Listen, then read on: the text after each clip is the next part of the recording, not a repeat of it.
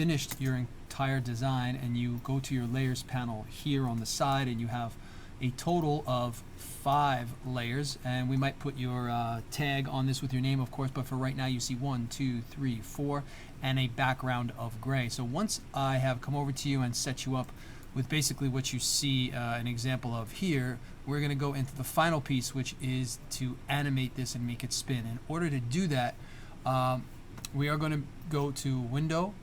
We are going to go down to where it says Timeline. Once we've done that, here at the bottom of your screen, you'll see where it says Create Timeline. We're going to hit that.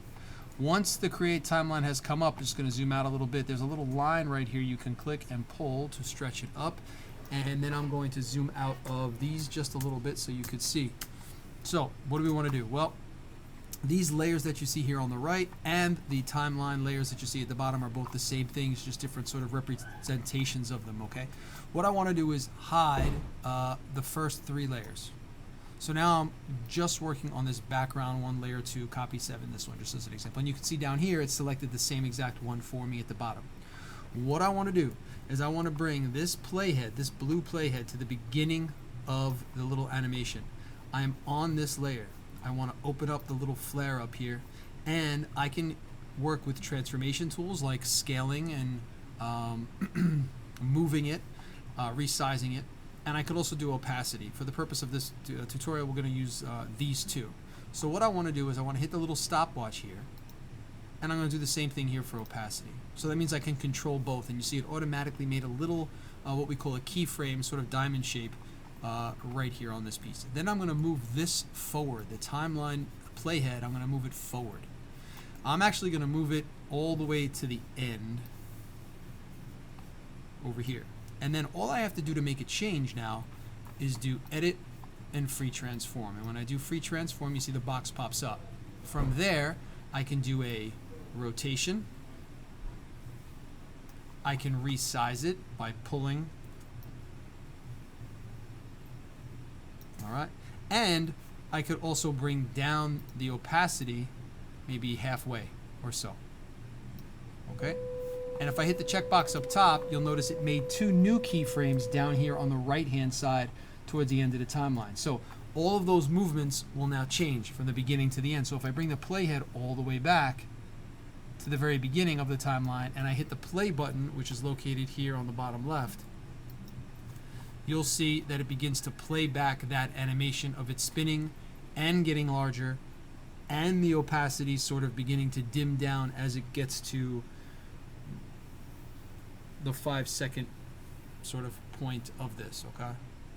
And you can see it beginning to dim down and get larger and all that stuff. Okay, so it's working through now. At first, when you run through it and you hit play for the first time, it's going to be a little choppy. It's going to be a little slow. The second time that you run it through, it's going to go much, much faster. And you can see it there going through much, much faster now that it's done it once before. All right, I'm going to hit the stop button. I'm going to turn on the next one.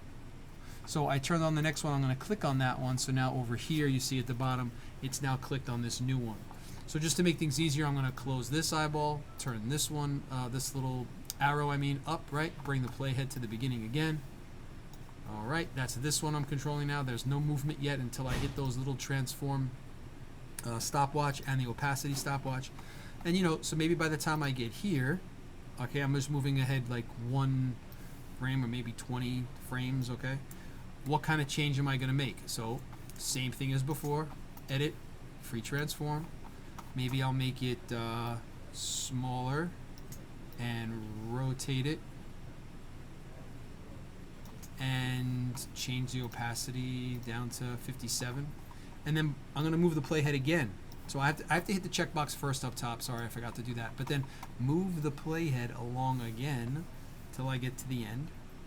And then Command T another time. And let's change it this time to make it bigger. Rotate it again. Bring up the opacity and hit OK. So now if I was to play, they're both going to happen at the same time. So when I hit play, you can see the rotation of the background one and that second layer happening at once. And then when it gets to about the middle point, 1, 2, 3, it's going to start getting larger again and resizing. So you continue to do that for all of those. I'm going to hit stop for a moment, but you continue to do that for all of the other layers that you have. You make your mark, you move your playhead, you hit the little stopwatch, you move the playhead, you do Command T, you resize it in some way, you rotate it, and play around with it, and then play it back. Same thing for the top one, this one. Hit those transformation tools, bring it back, Command T. Make sure you can see it here on the timeline or it won't let you do it.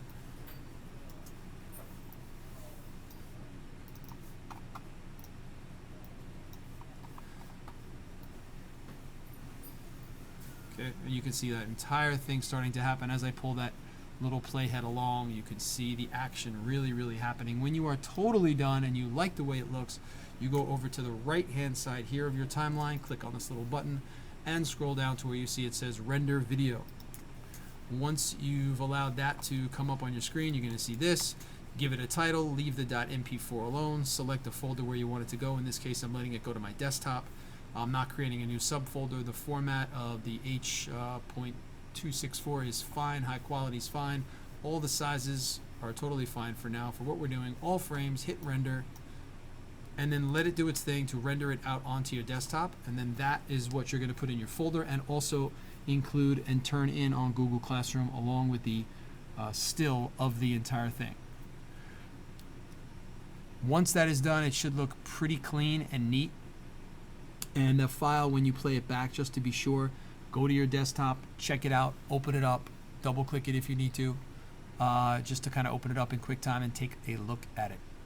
I'm just going to let this finish rendering, and then we will take a look at the finished product.